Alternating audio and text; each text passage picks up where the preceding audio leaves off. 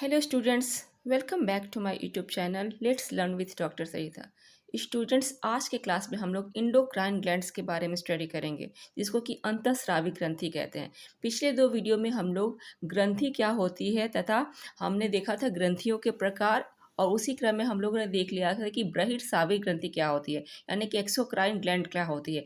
आज का क्लास हमारा इंडोक्राइन ग्लैंड से रिलेटेड होगा, जिसको कि हम अंतःस्रावी ग्रंथियाँ कहते हैं।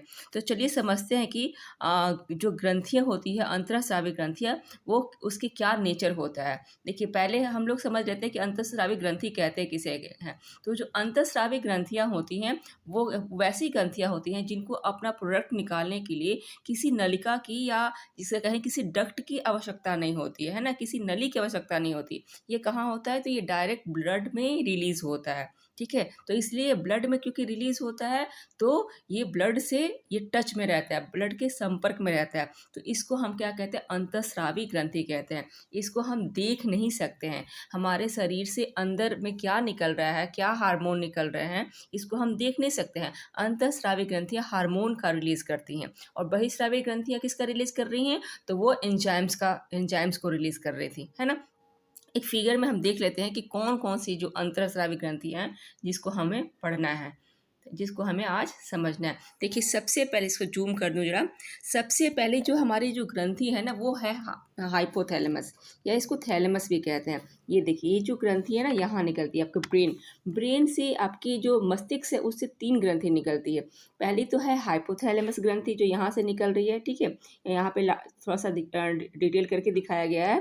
पहली जो हमारी जो है हाइपोथैलेमस ग्रंथि, इसको थैलेमस भी कहते हैं। पहली ये ग्रंथि है। दूसरी ग्रंथि निकलती है आपकी पीनियल ग्लैंड। ठीक है, पीनियल ग्लैंड देखिए यहाँ, पीनियल ग्लैंड कहाँ से निकलती है? तो जो हमारी जो आँख है ना, दोनों आँखों के बीच में से पीनियल ग्लैंड निकलती है, पीनियल ग्रंथि कहते हैं। उसके बाद ब्रेन से तीसरी निकल रही है पिट्यूटरी ग्लैंड। ठीक है, तो ये जो तीन ग्रंथियाँ हैं ना, ये तीन ग्रंथियाँ हमारे मस्तिष्क से निकलती हैं। कौन कौन सी? तो हाइपोथैलेमस, जिसको कि थैलेमस भी कहते हैं, पीनियल ग्लैंड और पिट्यूटरी ग्लैंड। पिट्यूटरी ग्लैंड को पीयूष ग्रंथि भी कहते हैं। ठीक है, उसके बाद नेक्स्ट हमें देखना है कि हमारा क्या है, थायराइड, थायराइड ग्लैंड का है, थायराइड ग्रंथि। तो थायराइड ग्रंथि कहाँ से निकलती है? तो आपने गले से निकलती है थायराइड ग्रंथि, थायरॉक्सिन जहाँ से रिलीज होता है। ठीक है, तो वहाँ से गले से निकलती है थायराइड, और एक और निकलती है पाराथायराइड। ठीक है, आप इस फिगर में देख लेंगे कि जहाँ पे ये थायराइड निकल रहा है, इसको थोड़ा सा ऊपर कर लूँ। ये देखिए, इस फिगर में आप देखिए कि गले से ये निकल रहा है, ये गला का बना हुआ है पोर्शन। तो ठीक है, यहाँ से क्या निकल रहा है? थायराइड निकलता है और पाराथायराइड निकलता है, प्लस उसी के जस्ट नीचे क्या होता है? थाइमस ग्लैंड होता है, थाइमस ग्रंथि होती है। ठीक है, तो पहला तो है हमारा, हमें हाइपोथैलेमस के बारे में पढ़ना है, दूसरा पीनियल के बारे में, तीसरा पिट्यूटरी, चौथा हमें पढ़ना है थायराइड ग्लैंड, और फिर पांचवा पाराथायराइड ग्लैंड, छठा हमें थाइमस ग्रंथि, जो जस्ट हमारे चेस्ट के पास होती है, दोनों छाती के पास होती है। ठीक है, उसके बाद हमें देखेंगे कि थाइमस के बाद देखेंगे एड्रिनल ग्रंथि क्या होती है। एड्रिनल ग्रंथि किडनी जो हमारी होती है ना, किडनी के पास पाई जाती है। जो एड्रिनल ग्रंथि है यहाँ पे किडनी के पास पाई जाती है। उसके बाद हम जनन ग्रंथि देखेंगे, जिसको कि गोनाड्स ग्लैंड कहते हैं। ठीक है, जो मेल और फीमेल दोनों में अलग अलग होती हैं। ठीक, गोनाड्स ग्लैंड जो होते हैं, जनन ग्रंथियाँ फीमेल में यहाँ, मेल में यहाँ होती हैं। तो चलिए हम इसको समझते हैं और डिटेल से। पहले ही तो अंतःस्रावी ग्रंथियों के बारे में हम समझ चुके हैं कि अंतःस्रावी ग्रंथियाँ क्या होती है। अंतःस्रावी ग्रंथियों में किसी डक्ट की आवश्यकता नहीं होती उनको निकलने के लिए, प्लस क्या होता है, वो रक्त के संपर्क में होती हैं और उन्हें हम देख नहीं सकते हैं। अब हम आ जाते हैं हाइपोथैलेमस ग्रंथि पे। जो हमारा जो हाइपोथैलेमस है, ये ग्रंथि कहाँ से निकलता है? तो ये ब्रेन में पाया जाता है, और यह इससे कौन सा हार्मोन निकलता है? तो इसके नर्व हार्मोन रिलीज करता है, ये नर्वस हार्मोन रिलीज करता है। हाइपोथैलेमस जो ग्रंथि है, सभी ग्रंथियों को कंट्रोल करता है, यानी कि इसको हम सभी ग्रंथियों का क्या फादर कह सकते हैं। जो हाइपोथैलेमस ग्रंथि है, सभी ग्रंथियों को कंट्रोल करता है। और ये क्या करता है? ये जस्ट पिट्यूटरी जो ग्लैंड होती है, पिट्यूटरी ग्रंथि होती है, आपने अभी फिगर में देखा, पिट्यूटरी ग्रंथि के जस्ट ऊपर होती है हाइपोथैलेमस ग्रंथि। ये मानव के व्यवहार को नियंत्रित करती है, यानी कि हमें भूख लगेगा, प्यास लगेगा, हमारा वजन, स्ट्रेस, हम प्रेम, ईर्ष्या सबके लिए जिम्मेदार है, यानी कि हमारा व्यवहार कैसा होगा उसको ये कंट्रोल करता है। हम क्या एक्टिविटी करते हैं उसको ये हाइपोथैलेमस ग्रंथि कंट्रोल करता है। भूख प्यास वजन, इस चिंता फिक्र सबके लिए, प्रेम उत्साह सबके लिए हाइपोथैलेमस ग्रंथि जिम्मेदार होता है। प्लस ये क्या कहता है, ये डोपामा एक प्रकार का हार्मोन रिलीज करता है जिसको कि डोपामाइन कहते हैं। डोपामाइन को रिलीज करता है। डोपामाइन हमें अच्छा फील करवाने के लिए ये हार्मोन है। इसको हम गुड फील एंजाइम भी कहते हैं। डोपामाइन को गुड फील एंजाइम भी कहते हैं। इस प्रकार हम देखते हैं कि हाइपोथैलेमस जो ग्रंथि है ये इसका आकार कैसा है, तो इसका बादाम जो मूंगफली आमंड होता है, आमंड के साइज की ये ग्रंथि है जो कि मस्तिष्क में पाई जाती है। ये हार्मोन नर्व्स हार्मोन रिलीज करती है और मानव के व्यवहार को नियंत्रित करती है। ठीक है, प्लस ये क्या कर रही है, डोपामाइन रिलीज करती है। डोपामाइन गुड फील हार्मोन है, यानी कि अच्छा फील करवाता है। नेक्स्ट हम देख लेते हैं पीनियल ग्रंथि के बारे में। पीनियल ग्रंथि भी कहाँ से निकलता है, तो मनुष्य के मस्तिष्क से ही निकलता है। इसका आकार कहता है होता है पाइनएप्पल की बीज की तरह होता है। एक्चुअली यहाँ पे बीज होना चाहिए, बीज हो गया। तो पाइनएप्पल के बीज की तरह होता है, यानी कि उतना जितना पाइनएप्पल का बीज होगा, अनानास का बीज का साइज उस साइज का होता है। यह जो पीनियल ग्रंथि है ना, सबसे छोटी ग्रंथि है। सबसे छोटी ग्रंथि क्या है, पीनियल है। इसको जैविक नाम अन्य नामों से भी जाना जाता है, जिसको कि बायोलॉजिकल वॉच कहा जाता है, या फिर थर्ड आइज कहा है। थर्ड आइज क्यों कहा जाता है, क्योंकि दोनों आंखों के बीच में होता है। जहाँ भोले बाबा का जो फिगर में हम देखते हैं ना, मूर्ति में आंख, तो तीसरी आंख, तो वहाँ यही वो जो तीसरी आंख की जगह है वहीं ये पाया जाता है पीनियल ग्रंथि। ठीक है, पीनियल ग्रंथि और क्या करता है, जब एक उम्र के बाद ना पीनियल ग्रंथि की सक्रियता समाप्त होती है, मतलब कि एक एज हो जाता है आफ्टर 15, तो 15 एज के बाद ये क्या होता है, पीनियल ग्रंथि धीरे धीरे इसके रिलीज होना, इससे जो हार्मोन्स होते हैं रिलीज होते हैं वो खत्म होने लगते हैं। ठीक है, ये दो प्रकार के पीनियल ग्रंथि होती हैं। कौन कौन सी, तो पीनियल ग्रंथि दो प्रकार के हार्मोन रिलीज करती हैं। एक है मेलाटोनिन हार्मोन, दूसरा सेरोटोनिन हार्मोन। क्या है, एक मेलाटोनिन हार्मोन और दूसरा सेरोटोनिन हार्मोन। जो मेलाटोनिन हार्मोन है ना, ये इंसानों के जो रंग है, त्वचा का रंग के लिए जिम्मेदार होता है। स्पेशली रात के समय, यानी कि जब सूर्य का प्रकाश नहीं होता है, तो स्किन को थोड़ा सा ये डार्क कर देता है मेलाटोनिन हार्मोन। ठीक है, अंधेरे में क्योंकि अंधेरे में अधिक स्रावित होता है। ये त्वचा के रंग के लिए जिम्मेदार होता है और अंधेरे में अधिक स्रावित होता है। इसकी वजह से रात में हमारे स्किन को हल्का सा ये डार्क कर देता है। दूसरा है हमारा सेरोटोनिन हार्मोन। ठीक है, सेरोटोनिन जो हार्मोन है ये बच्चों में स्पेशली ज़्यादा मात्रा में स्रावित होती है, बड़ों में स्रावित नहीं होती है। जो सेरोटोनिन हार्मोन है, जैसे जैसे उम्र बढ़ती है तो इसका जो स्रवण होता है इस हार्मोन का कम हो जाता है। इसीलिए आप देखेंगे छोटे बच्चे ज़्यादा सोते हैं, वो ज़्यादा मैक्सिमम सोते हैं, लेकिन जो बड़े होते हैं खासकर वृद्ध होते हैं वे कम सोते हैं। क्यों कम सोते हैं, कि उनमें सेरोटोनिन हार्मोन की कमी हो जाती है। और सेरोटोनिन हार्मोन की एक खास विशेषता है कि यह सूर्य के जो प्रकाश, अगर आंखों पे सूर्य का प्रकाश पड़ता है, क्योंकि नींद के लिए आवश्यक है, तो नींद का संपर्क तो हमारी आंखों से ही है ना, तो सूर्य के प्रकाश जब पड़ेगा या लाइट पड़ेगी तो ये एक्टिव नहीं होता है, ये अच्छे से काम नहीं करता है। इसीलिए कहा जाता है कि रात को सोते समय स्विच को ऑफ करके सोना चाहिए, लाइट को ऑफ करके सोना चाहिए, ताकि वो ठंडा वातावरण रहे और अंधेरा रहे, तो अंधेरे में अच्छे से रिलीज कर होता है। रात में जो लाइट जलती है बंद हो जाती है, तभी अच्छे से रिलीज होता है। तो इस प्रकार सेरोटोनिन हार्मोन हमारे नींद के लिए आवश्यक है। और सेरोटोनिन हार्मोन की खासियत है कि उम्र बढ़ने के साथ ये रिलीज होना बंद हो जाता है। नेक्स्ट है पीयूष ग्रंथि, यानी कि पिट्यूटरी ग्लैंड। जो पिट्यूटरी ग्लैंड है ये भी हमारे मस्तिष्क में पाया जाता है। ठीक है, मस्तिष्क के नीचे पाया जाता है और ये क्या करता है, सभी ग्रंथियों को कंट्रोल करता है। इसलिए हम इसको क्या कहते हैं, मास्टर ग्लैंड कहते हैं। जो पीयूष ग्रंथि है सभी ग्रंथियों को कंट्रोल करता है, इसलिए हम इसको क्या कहते हैं, मास्टर ग्लैंड कहते हैं। इसका जो आकार होता है मटर के दाने के समान बोल लीजिए, या चने की दाल जो होती है उसके समान इसका आकार होता है, और इसका भार 0.6 ग्राम होता है। 0.6 ग्राम इसका क्या है, भार है। किसका, पिट्यूटरी ग्लैंड का।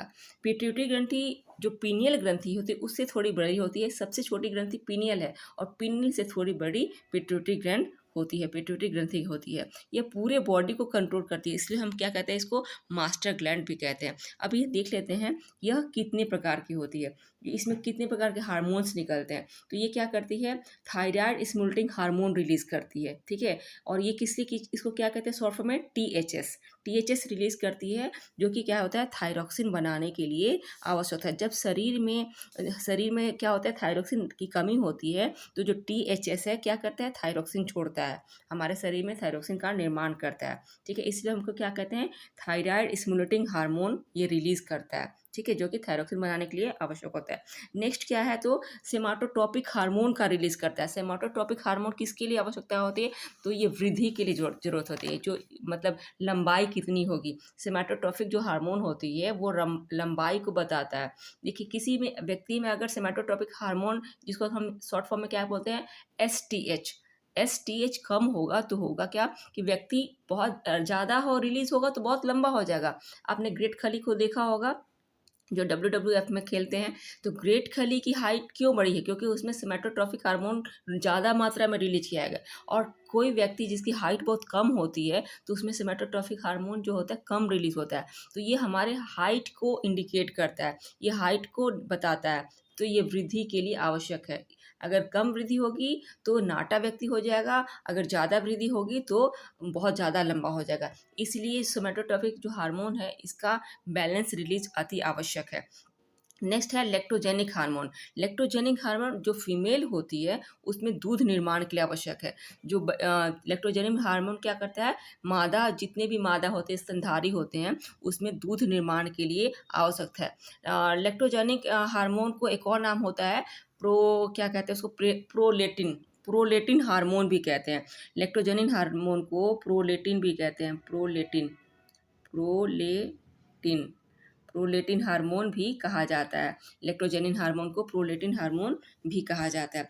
नेक्स्ट है ऑक्सीटोसिन हार्मोन। ऑक्सीटोसिन हार्मोन दूध के लिए आवश्यक, यानी कि दूध बनाने के लिए आवश्यक है, ठीक है। जिस तरह से लेक्टोजेनिक हार्मोन का क्या कर रहा है, मादा में दूध निर्माण कर रहा है, ठीक है, मादा में जो फीमेल है उसमें दूध बना रहा है, ठीक है। ऑक्सीटोसिन क्या करता है, दूध को रिलीज करता है, यानी कि निकालने में सहायक है।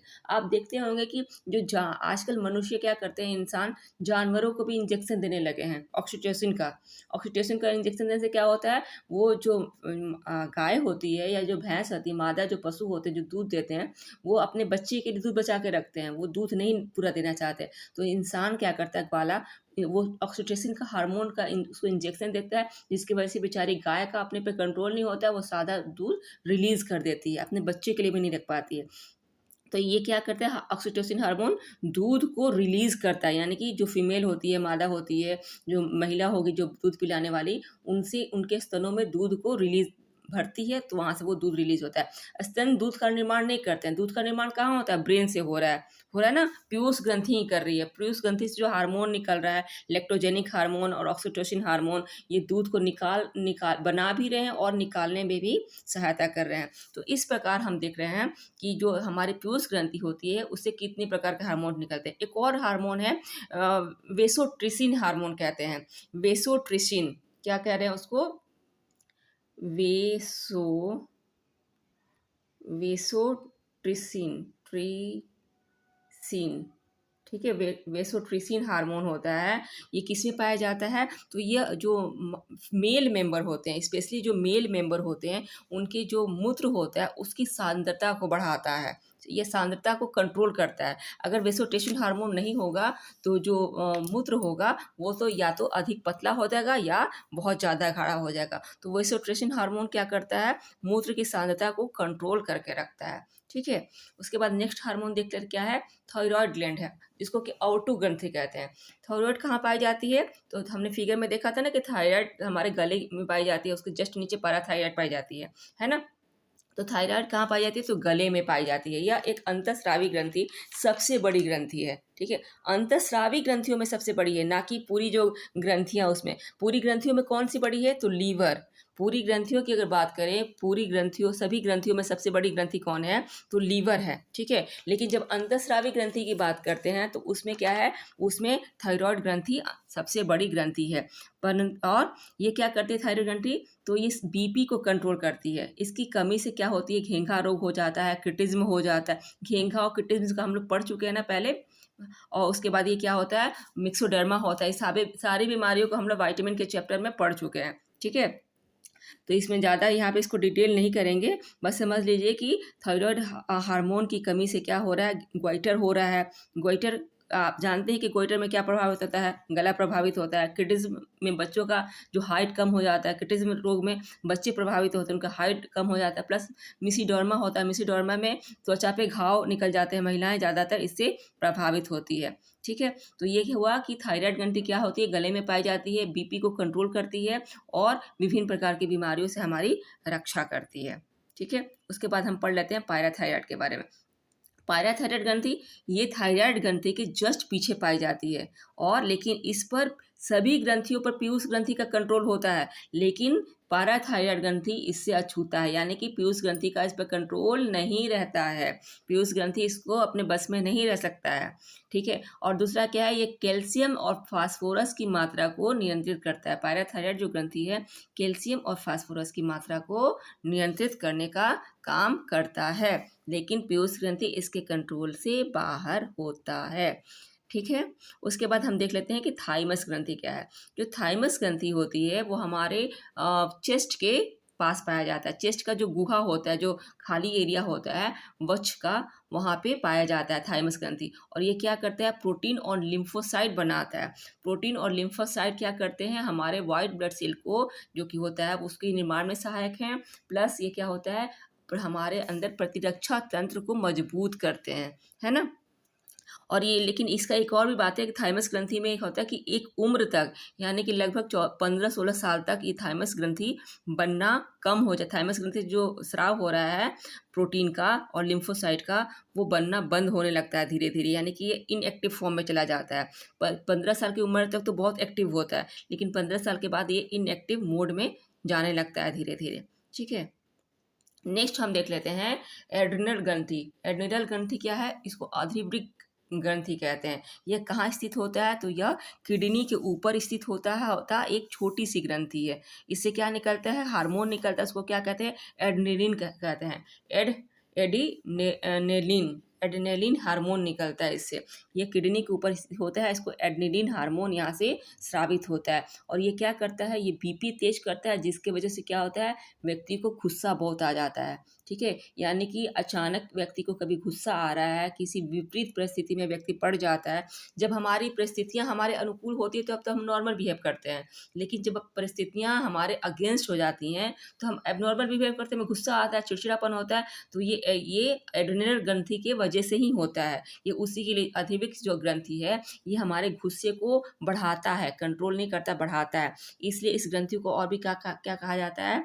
इसको कहा जाता है fight and fly fight and flight, यानी कि आप मारिए और भाग जाइए, इस हार्मोन को कहते हैं। इस हार्मोन का एक ऐसा नाम है फाइट एंड फ्लाइट। प्लस इसको इमरजेंसी हार्मोन के नाम से भी जाना जाता है। क्यों इमरजेंसी हार्मोन? क्योंकि इमरजेंसी समय में ही निकलता है, जब हमारी परिस्थितियां हमारे विपरीत होती हैं, हमारे अनुकूल नहीं होती है, हमारे अगेंस्ट होती हैं, हमें गुस्सा आता है, हम किसी वैसे माहौल में फंस जाते हैं, परिस्थिति में फंस जाते हैं, जब हमें चिड़चिड़ा आता है, तब अचानक ही कोई रिएक्शन हो जाता है। मान लो किसी को जोर से थप्पड़ लगा दिया, मार पीट के रख दिया, तो ये इस एड्रेनल ग्रंथि के कारण ही होता है यह, क्योंकि ये हमारे बीपी को ये तेज करता है।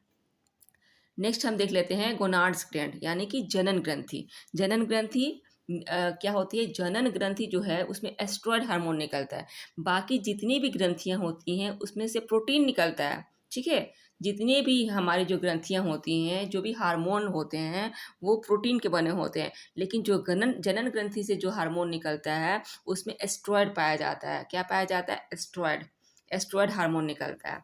और मादा और नर में दोनों में अलग अलग जनन ग्रंथियां होती हैं, ठीक है। मादा में क्या होती है, 2 ओवरी होती है और कौन-सी पाई जाती है हार्मोन तो एस्ट्रोजन हार्मोन पाई जाती है, प्रोजेस्टेरोन हार्मोन पाई जाती है और रिलैक्सिन पाई जाती है।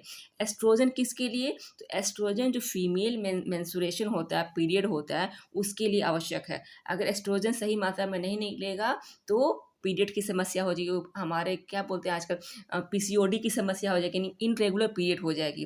तो एस्ट्रोजन पीरियड के लिए आवश्यक है, मेंस्ट्रुएशन के लिए आवश्यक है। प्रोजेस्टेरोन किसके लिए? तो जो गर्भ में बच्चा होता है, माँ के गर्भ में बच्चा होता है, उसको सुरक्षा प्रदान कराता है प्रोजेस्टेरोन। और रिलैक्सेशन क्या कराता है?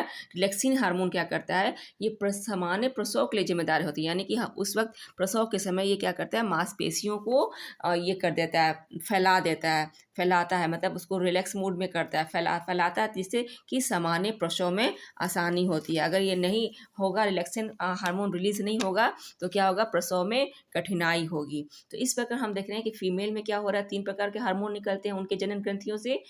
कौन से? एस्ट्रोजन, प्रोजेस्टेरोन और रिलैक्सिन, ठीक है। उसी प्रकार मेल से भी, मेल की जनन ग्रंथि भी से भी 2 टेस्टीज होती है, 2 टेस्टीज निकलते हैं और 2 हार्मोन निकलते हैं। एक को कहते हैं टेस्टोस्टेरोन हार्मोन और दूसरा स्पर्म निकलता है, जो कि मेल की जनन ग्रंथि है। तो इस प्रकार हम देखते हैं कि क्या हो रहा है कि हमने देखा आज के क्लास में कि हमने लगभग 8 प्रकार की ग्रंथियों को देखा। क्या देखा हम लोगों ने? हाइपोथैलेमस पढ़ा हमने, पीनियल पढ़ा, पिट्यूटरी पढ़ा। हाइपोथैलेमस, पीनियल और पिट्यूटरी हमारे ब्रेन से निकलता है ना? ब्रेन से ग्रंथियाँ निकलती है। हमने फिर थायराइड देखा, पैराथायराइड देखा, जो कि गले से निकलती है और गले के हल्का सा नीचे से निकलती है। उसके बाद हमने थाइमस देखा, जो कि हमारे चेस्ट से निकलती है, थाइमस ग्रंथि। उसके बाद एड्रिनल देखा, जो कि किडनी के जस्ट ऊपर होता है। फिर गोनाड्स ग्लैंड्स देखे, जो कि जनन ग्रंथि है, जो कि मेल और फीमेल में दोनों अलग अलग जगह से निकलते हैं। तो आज का हमारा जो सेशन था अंतःस्रावी ग्रंथियों का, यहीं पे कंप्लीट हुआ और आई होप आप लोग को क्लास समझ में आया होगा। आज के लिए इतना ही। Thank you so much.